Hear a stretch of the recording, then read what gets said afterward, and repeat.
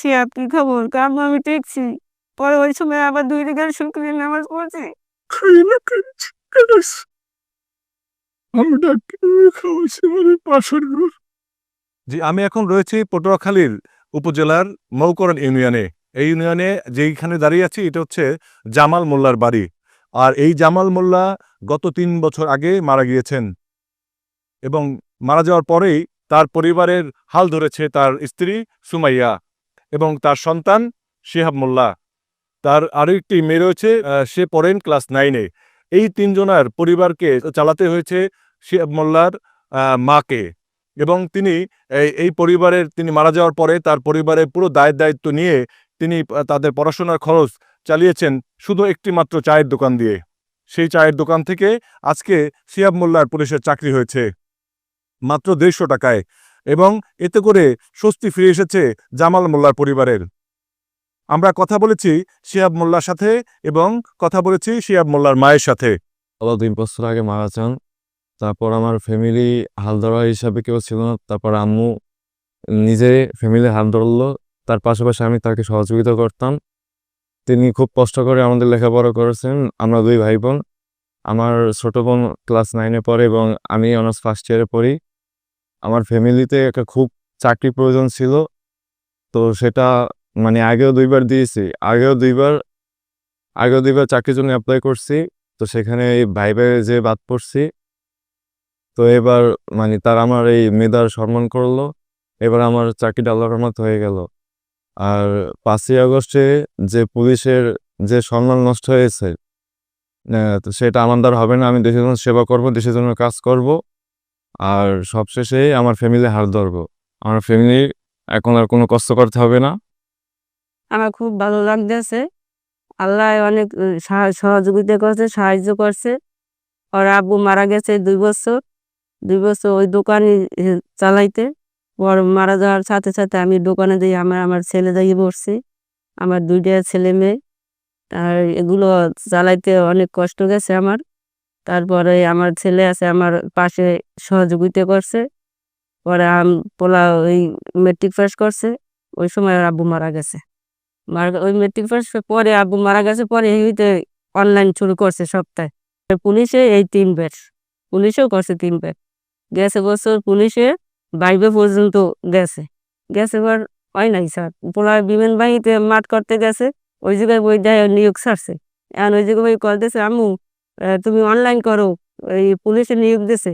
পরে আমি দৌড়ে যাইয়ে তাড়াতাড়ি সবাই আগে অনলাইন করছি। আর 1 মাস আসলে এই বছরে আর পাইতে নাই শেষ। পরে দিয়েছি কল, শিহাব কি খবর? আম্মু আমি টেকছি। পরে ওই সময় আবার 2 রাকাত শুকরিয়া নামাজ পড়ছি।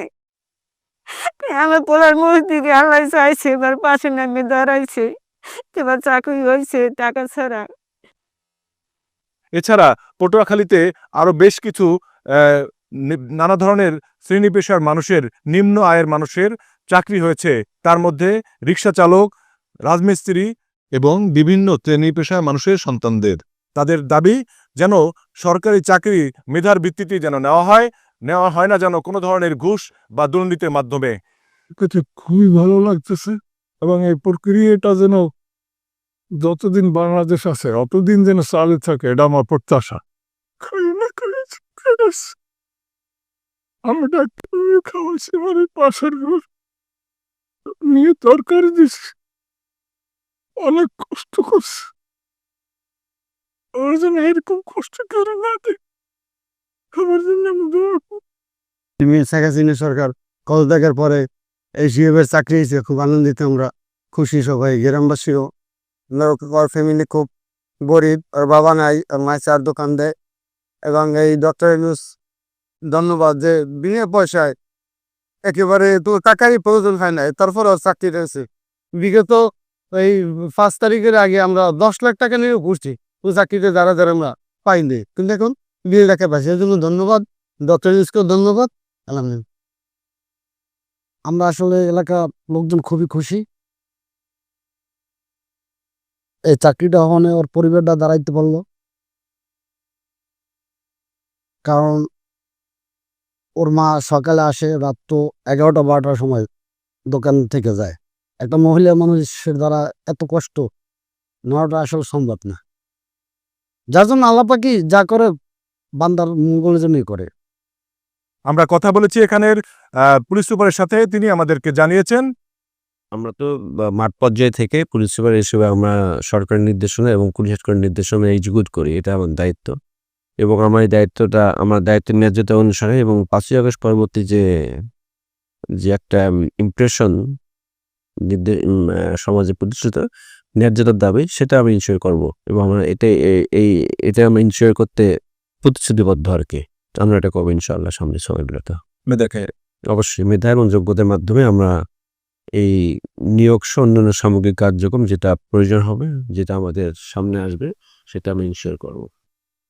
এছাড়া এই নিয়োগ প্রক্রিয়া জানি একই রকম থাকে, এরকমটাই প্রত্যাশা হচ্ছে সাধারণ মানুষের। KM Sadat Hossain, Bangla Vision, Patuakhali.